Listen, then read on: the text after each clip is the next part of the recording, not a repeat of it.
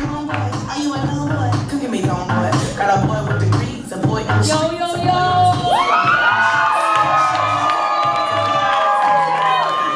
What the fuck is up? I had a pretty cool childhood. You know, I was a pretty normal kid. I just think the weirdest thing about me, there are a lot of things, but the most abnormal thing, we'll say, about me, especially as a child, is that whenever anything embarrassing happened to me, I would have to tell everyone. Yeah, I don't think I was a particularly embarrassing child, but I guess it's really up to my parents. I was. Still am? Thank you. Okay. I don't know why I did it. I still do it. I've gone over it in therapy. Can't get an answer. I guess just everyone knowing makes the thought of one person finding out less horrifying. You know, for example, if you all know right now that I have a burning UTI, that might make it feel better. I'm just kidding. I don't have a... So, here I am. Oversharing with mostly people I know. And I think that's the scariest thing about doing this. A lot of you know me. I know a lot of you. And you guys might talk to each other after the show. And one of my family members might say, I had no idea Taylor was so vulgar. And one of my friends might be like, vulgar? Yeah, that was pretty light for a Saturday. And what can I say? I'm an 8-faced bitch and I've convinced you all to love me. So, many months ago, I planned a little hang and bang date sesh sleepover with my gentleman friend. You know what I'm talking about. I'm sorry, Mom and Dad. Yeah. I'm more sorry, Michelle's Mom and Dad.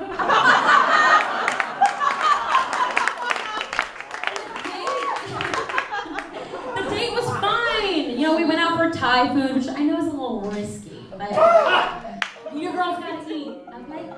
So the date was great. Food was great. I wasn't too farty, just the right amount of farty. And later that night, as we're laying down to go to sleep, cozy, you know, I get a pain in my stomach.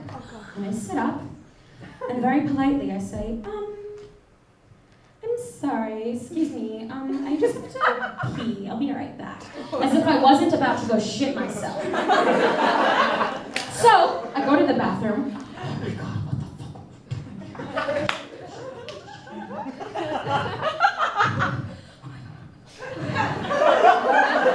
I'm trying to poop. Nothing is happening. I begin to get very hot.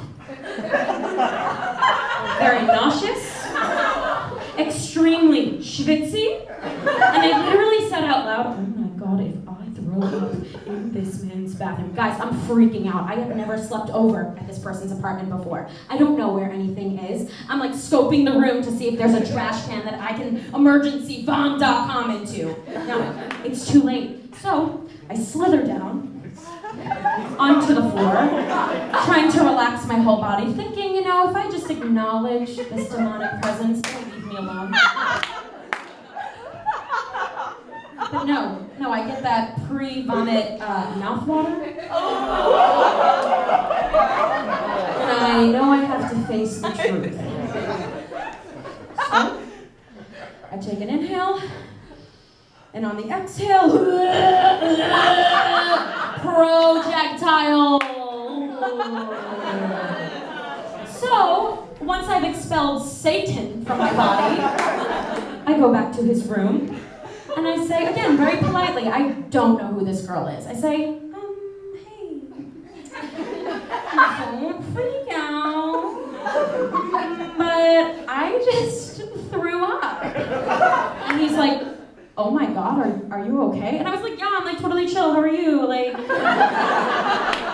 yeah, like I'm totally fine. I just like need to go take care of myself for a minute, like by myself. And he's like, yeah, no, like let me know if there's anything I can do, which is extremely nice. Like, he did not have to say that. If I were him, I would have already called an Uber. Don't worry, I would have paid for it. I'm a gentleman. So, I go back to the bathroom, and I get another pain. But this pain is different. This pain is the flashing lights at intermission that says, okay, everyone, back to your seats.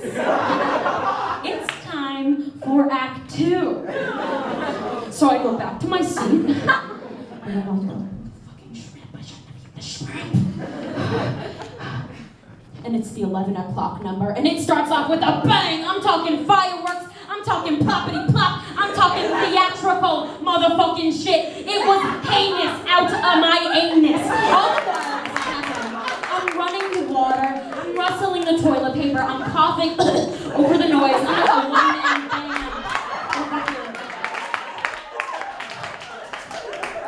So, once that musical number comes to a close,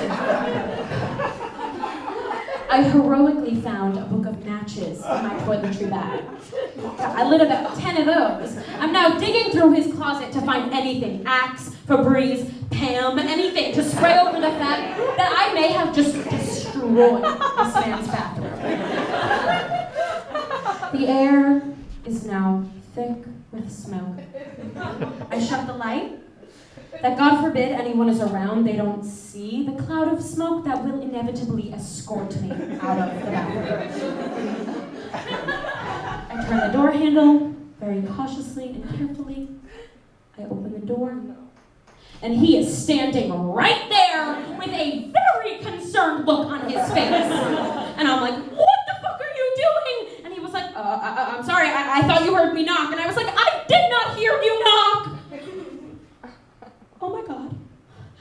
Were you listening to me poop? And he was like, no, I didn't hear a thing, I didn't hear anything. And I was like, ah, and it was like, brr, and then he ran away. And so I stood there for a moment to acknowledge my embarrassment and my stinky, stinky shame. And I followed him to the kitchen, and I said, I'm sorry for yelling at you.